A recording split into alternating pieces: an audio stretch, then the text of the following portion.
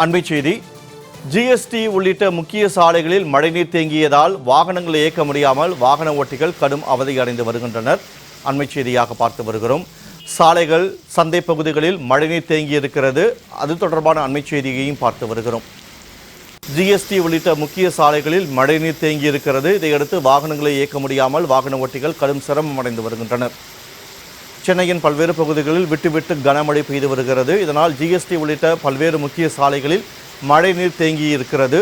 சென்னையில் புறநகர் பகுதிகளில் பெய்த கனமழை காரணமாக தாம்பரம் சந்தை பகுதியில் மழைநீர் தேங்கியிருக்கிறது. இதனால் சந்தைக்கு வருவோர், வியாபாரிகள் உள்ளிட்ட பலதரப்பினரும் அவதியடைந்து வருகின்றனர். அண்மைச் செய்தியாக பார்த்து வருகிறோம். இது தொடர்பான கூடுதல் விவரங்களோடு இணைகிறார் எமது செய்தியாளர் பத்மநாபன். வணக்கம் பத்மநாபன். ஜிஎஸ்டி மற்றும் சந்தை பகுதிகளில் மழைநீர் பெருக்கெடுத்து ஓடுகிறது. இதனால் வாகன ஓட்டிகளும் வியாபாரிகளும் அவதியடைந்து வருகின்றனர். தண்ணீரை வடிகை செய்ய ஏதேனும் நடவடிக்கை எடுக்கப்பட்டு வருகிறதா? விவரங்களை பதிவு செய்யலாம். வணக்கம் வினோத். சென்னை புறநகர் பகுதியிலிருந்து இன்று காலை முதலே தொடர்ந்து கனமழை பெய்து வருகிறது. குறிப்பாக தாம்பரம் பேருந்து நிலையம், ரயில் நிலையம் மற்றும் ஜிஎஸ்டி சாலை, முடிச்சூர், வேளச்சேரி பிரதான சாலை, வண்டலூர், பெருங்குளத்தூர், பல்லாவரம், குரோம்பேட்டை ஆகிய பகுதிகளில் பெய்து வரும் கனமழையின் காரணமாக ஜிஎஸ்டி சாலையில் பெருகெடுத்து ஓடும் மழை நீரால் வாகன ஓட்டிகள் மிகுந்த சிரமம் அடைந்து வருகின்றனர். தீபாவளி பண்டிகை முடிந்து இன்று பல்வேறு பகுதியிலிருந்து, அதாவது நோன்பு என்னும் பண்டிகை கொண்டாடுவதற்காக அதாவது சண்முக சாலையில் உள்ள அந்த கடைகளுக்கு வந்தவர்கள் அவர்களால் திரும்பி செல்ல முடியாத சூழ்நிலை ஏற்பட்டுள்ளது. அதாவது தாம்பரம் ஜிஎஸ்டி சாலை பிரதான சாலையில் பார்த்தீங்கன்னா மழைநீர் சூழ்ந்துள்ளதால் வாகன ஓட்டிகள் மிகுந்த சிரமம் அடைந்து வருகின்றனர்.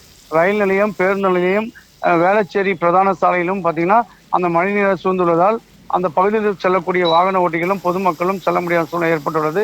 தொடர்ந்து கனமழை விட்டு பெய்து வருவதால் தாம்பரம் மையப்பகுதியில் தொடர்ந்து கனமழை பெய்து வருவதால் இதனால் மக்கள் மிகுந்த சிரமம் அடைந்து வருகின்ற நிலையில் தற்போது தாம்பரம் முக்கிய பிரதான சாலையான விளங்கும் மார்க்கெட் பகுதி சண்முக சாலையில் அதாவது 20 சென்டிமீட்டர் மழை பெய்துள்ளதாக சொல்லப்படுகிறது. இந்த பகுதியில் பார்த்தீங்கன்னா அந்த சாலை முழுவதுமே மார்க்கெட் பகுதி.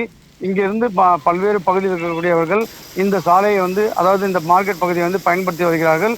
காலையிலிருந்து இந்த பகுதியில் இருக்கக்கூடிய இந்த முக்கிய சாலையில், இந்த மார்க்கெட் பகுதியில் பார்த்தீங்கன்னா கனமழை பெய்ததால் இந்த பகுதி முழுவதும் இந்த சாலையை மழைநீர் சூழ்ந்துள்ளதால் இந்த பகுதியில் இருக்கக்கூடிய கடைகளும் மழைநீர் புகுந்துள்ளது.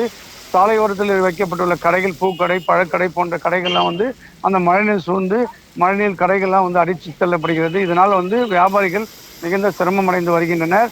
தொடர்ந்து இந்த பகுதியில் மழைநீர் சூழ்ந்துள்ளதால் வியாபாரிகளும் மிகுந்த சிரமம் அடைந்து வியாபாரம் இல்லாமல் வியாபாரிகள் மிகுந்த கவலை அடைந்துள்ளனர். தொடர்ந்து இந்த பகுதியில் இருக்கக்கூடிய முக்கியமாக இந்த பகுதி அருகே இருக்கக்கூடிய தாம்பரம் மாநகராட்சி பகுதி இங்கே தான் அமைந்துள்ளது. இங்கே இருக்கக்கூடிய இந்த முக்கிய பிரதான சாலையிலே பார்த்தீங்கன்னா காலையிலிருந்து பெய்த கனமழை காரணமாக கடை முழுவதுமே அங்கே இருக்கக்கூடிய கடைகள் அனைத்திலுமே மார்க்கெட் பகுதியில் மழைநீர் சூழ்ந்துள்ளதால் மக்கள் மார்க்கெட் பகுதி செல்லக்கூடியவர்கள், அதாவது பொருட்கள் வாங்கி செல்ல முடியாமலும் சூழ்நிலை ஏற்பட்டுள்ளது. பல்வேறு பகுதியிலிருந்து வந்தவர்கள் மார்க்கெட் பகுதியில் சென்று விட்டு திரும்பி செல்ல முடியாத நிலை ஏற்பட்டுள்ளது. இன்று முக்கிய பண்டிகையை கொண்டாடப்படும் இந்த அமாவாசை மற்றும் இந்த விளக்கும் பூஜை மற்றும் இந்த நோன்பு எனப்படும் இந்த பூஜைக்காக வாங்கக்கூடிய மக்கள் திரும்பி செல்ல சூழ்நிலை ஏற்பட்டுள்ளது.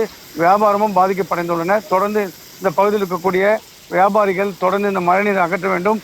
மழை காலங்களில் தேங்கிய இந்த மழைநீரை தொடர்ந்து இந்த பகுதியில் இருக்கக்கூடிய மாநகராட்சி அதிகாரி உடனடியாக அகற்ற வேண்டும் என அப்பகுதி மக்களுடையும் மற்றும் வியாபாரியுடைய கோரிக்கையாக இருக்குது. வினோத், தகவல்களை வழங்கியமைக்கு நன்றி பத்மநாபன்.